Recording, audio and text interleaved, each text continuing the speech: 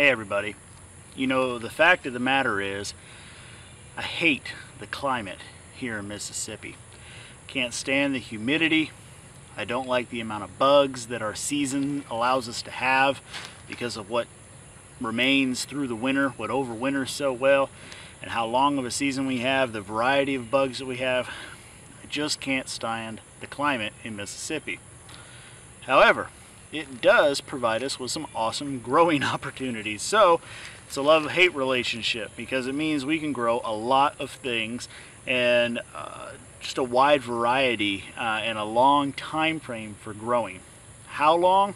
Well, as you see, I'm sitting out here in my really poor corn patch, and this is sweet corn.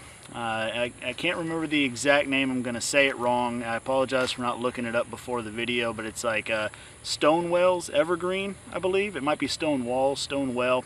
Anyhow, it's an heirloom variety of sweet corn, and it's actually got a pretty short growing season, and you can do staggered or successional planting with corn.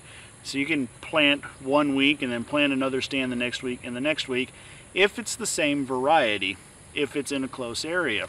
Corn, as most of you know, especially these open pollinated varieties, it's wind pollinated. This wind, the wind can let this pollen travel for a long time, and it's one of the reasons we have so much concern with things like genetically modified corn, because it cross-pollinates with other people's varieties, and they don't have to even be very close at all. They can be a couple miles away and still cross-pollinate.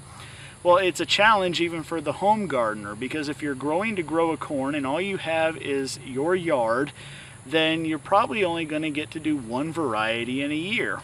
Well, what if you like sweet corn but you also want to have some flint corn to make cornmeal out of? Or what if you want to have popping corn? And so you run into some trouble. How are you going to do that? You can plant them both at the same time, but you're not going to be able to save seed from them. You're going to have to buy new seed next year. Well, here in this horrible climate of ours in Mississippi, we've got the ability to do two different crops of corn on the same property in the same season. I've got well over 100 days worth of frost-free days left, and I have just tested this corn and it's ready for harvest. I'm getting that nice milky texture coming out of it, and I'm ready to bring it in. So what's next? Well, this is the strawberry popcorn that I saved from last year, and now I'm going to plant it, and it should be able to go to harvest right before the first frost. So this works out really well, because what I'm doing is I've got all of these pumpkins and squashes and things that are just now starting to spread out. So it's about time for me to stop trying to walk in the corn patch. So now I can take the sweet corn out, put in the popcorn, and then stay out, because this will dry on the stalk.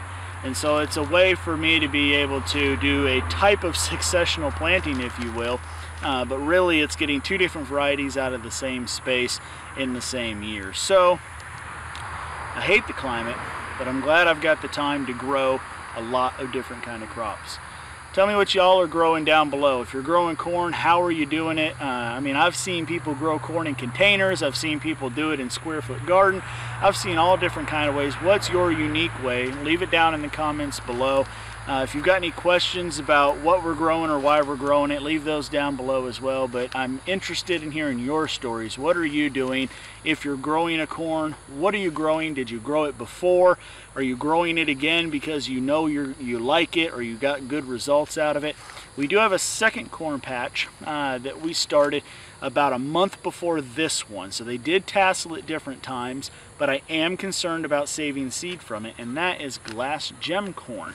And I've got that going just about 100 feet to the north. So actually, truthfully, if anything, probably the glass gem infected the Stonewall, because that's just the typical way that the wind blows around here. But I'm not too worried about it. I don't even know if I'm going to save seed off of the Stonewalls. I'll probably reorder seed, if anything else, because I've taken a look in these ears and they didn't pollinate all that well. I had really sporadic germination through here, so the pollen didn't really get as well distributed as it should be because the stalks aren't as close as they should be. So I'm probably not going to save this. It's not the best seed for me to use. I'd probably just start again. But anyway, I digress.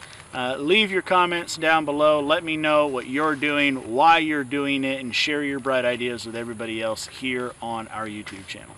Thank you all so much for watching. I'll see you next time.